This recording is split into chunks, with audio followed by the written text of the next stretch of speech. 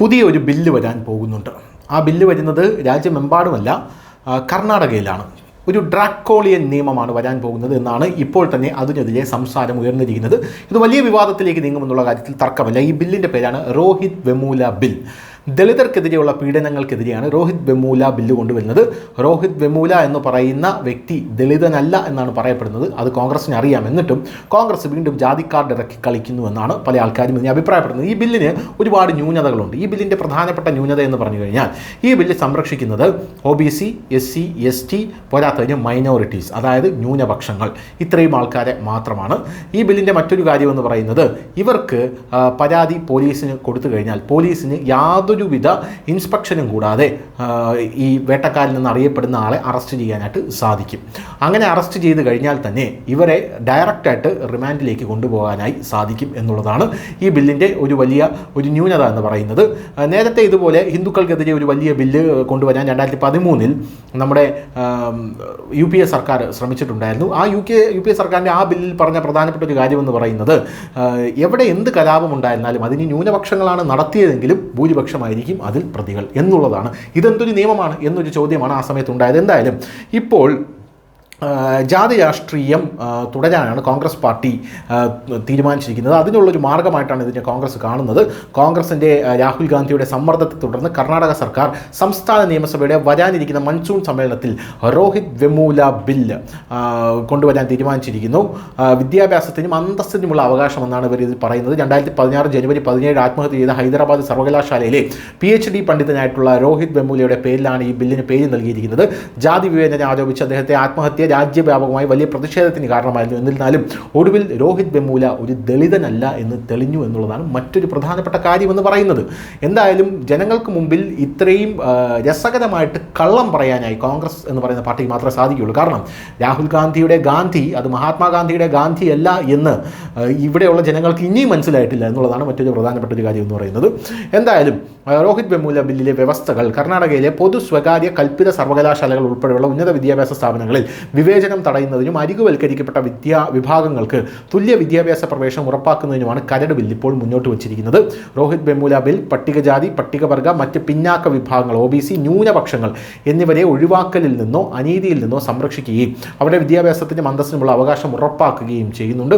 ഈ ബില്ലിന് കീഴിൽ കുറ്റകൃത്യങ്ങൾക്ക് ജാമ്യം ലഭിക്കാത്തതും തിരിച്ചറിയാവുന്നതുമാണെന്നും വ്യവസ്ഥ ചെയ്യുന്നു. ഇതിനർത്ഥം പോലീസിന് വാറണ്ട് ഇല്ലാതെ അറസ്റ്റ് ചെയ്യാൻ കഴിയുമെന്നാണ്.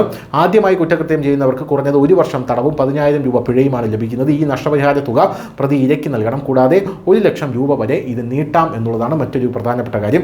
കുറ്റകൃത്യം ആവർത്തിച്ചാൽ 3 വർഷം തടവും 1 ലക്ഷം രൂപ പിഴയും ലഭിക്കും. ഈ നിയമം പാസ്സായാൽ ഇരയ്ക്കോ അവരുടെ ബന്ധുക്കൾക്കോ നേരിട്ട് പോലീസിൽ പരാതി നൽകാം. ഇത് വിവേചനത്തിനെതിരെ വേഗത്തിൽ നടപടിയെടുക്കാനായി സഹായിക്കുമെന്നാണ് ഇവർ അവകാശപ്പെടുന്നത്. കൂടാതെ ബില്ലിലെ വ്യവസ്ഥകൾ ലംഘിക്കുന്നതായി കണ്ടെത്തിയാൽ സ്ഥാപനങ്ങൾക്ക് സംസ്ഥാന ധനസഹായമോ ഗ്രാൻഡോ നഷ്ടപ്പെടും. ഒരു സ്ഥാപനം എല്ലാ വർഗ്ഗങ്ങൾക്കും, ജാതികൾക്കും, മതവിഭാഗങ്ങൾക്കും, ലിംഗഭേദങ്ങൾക്കും അല്ലെങ്കിൽ രാഷ്ട്രീയങ്ങൾക്കും തുറന്നിരിക്കുക എന്ന വ്യവസ്ഥ ലംഘിക്കുകയാണെങ്കിൽ സംസ്ഥാന സർക്കാർ അത്തരം സ്ഥാപനത്തിന് ഒരു സാമ്പത്തിക സഹായമോ ഗ്രാൻഡോ നൽകില്ല എന്നാണ് പറയുന്നത്.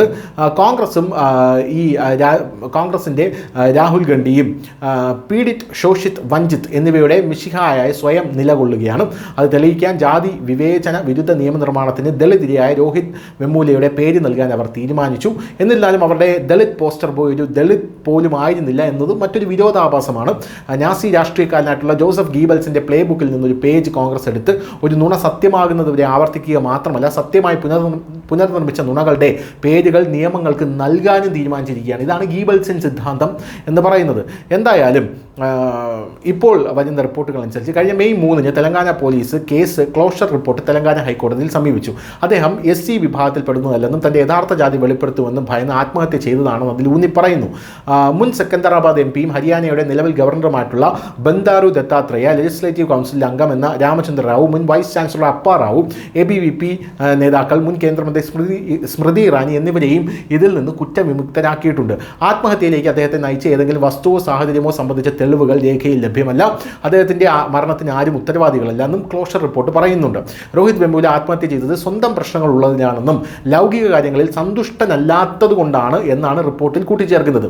സർവകലാശാലയുടെ തീരുമാനത്തിൽ അദ്ദേഹം കോപിച്ചിരുന്നെങ്കിൽ തീർച്ചയായും അദ്ദേഹത്തെ പ്രത്യേക വാക്കുകളിൽ എഴുതുകയോ അല്ലെങ്കിൽ ഇക്കാര്യത്തിൽ സൂചിപ്പിക്കുകയോ ചെയ്യുമായിരുന്നു. പക്ഷേ അദ്ദേഹം അങ്ങനെ ചെയ്തില്ല. രോഹിത്തിൻ്റെ മരണത്തിന് നിയമനത്തിന് അന്ന് സർവകലാശാലയിൽ നിലനിന്നിരുന്ന സാഹചര്യങ്ങൾ കാരണമല്ല എന്നും ഇത് കാണിക്കുന്നുണ്ട്. ക്ലോഷർ റിപ്പോർട്ട് അനുസരിച്ച് ഈ രോഹിത് വെമുലയ്ക്ക് താൻ പട്ടികജാതിയിൽപ്പെട്ടവനല്ല എന്ന് കൃത്യമായി അറിയാമായിരുന്നു. അമ്മയിൽ നിന്ന് അദ്ദേഹത്തിന് പട്ടികജാതി സർട്ടിഫിക്കറ്റ് ലഭിച്ചു. രോഹിത് വെമുലയുടെ തുടർച്ചയായ ഭയങ്ങളിൽ ഒന്നായിരിക്കാം ഇതെന്ന് അതിൽ കൂട്ടിച്ചേർക്കുന്നു. കാരണം ഇത് വെളിപ്പെടുത്തുന്നത് അക്കാദമിക് ബിരുദങ്ങൾ നഷ്ടപ്പെടുന്നതിലേക്കും ഒരുപക്ഷെ കുറ്റവിചാരണയിലേക്കും നയിച്ചേക്കാം എന്നുള്ളതാണ്. താൻ അല്ലാഞ്ഞിട്ടും പട്ടികജാതിക്കാരുടെ ആ ഒരു കാറ്റഗറിയിൽപ്പെട്ട് താൻ പഠിച്ചുകൊണ്ടിരിക്കുകയാണ്. അതുകൊണ്ട് രോഹിത് വെമുലയ്ക്ക് ഇത് വളരെ മാനസിക സംഘർഷം ഉണ്ടാക്കി എന്നാണ് പറയുന്നത്. എന്തായാലും രോഹിത് വെമുലയുടെ അച്ഛൻ മണികുമാറിൻ്റെ അഭിപ്രായത്തിൽ അദ്ദേഹവും ഭാര്യയും SC/ST അല്ല, മറിച്ച് വെഡേര ജാതിയിൽപ്പെട്ടവരാണ്. അദ്ദേഹത്തിൻ്റെ അമ്മ രാധിക വെമുല ഒരു ദളിത് സമുദായത്തിൽപ്പെട്ട ആളാണെന്നും ദമ്പതികൾ വേർപിരിഞ്ഞതിനു ശേഷം അവരുടെ ജാതിയുമായി താതാത്മ്യം പ്രാപിക്കാൻ അദ്ദേഹം തീരുമാനിച്ചുവെന്നുള്ള റിപ്പോർട്ടുകൾക്ക് വിരുദ്ധമായിരുന്നു ആ പ്രസ്താവന എന്നുള്ളതാണ് ഇതിൻ്റെ യഥാർത്ഥ സത്യമെന്ന് പറയുന്നത്. അതിനിടയിലാണ് ഇപ്പോൾ കോൺഗ്രസ് ഈ രോഹിത് വെമുല ബിൽ എന്ന് പറഞ്ഞൊരു ഡ്രാക്കോണിയൻ നിയമം അവിടെ കൊണ്ടുവരാൻ ശ്രമിക്കുന്നത്. News desk, news India Malayalam.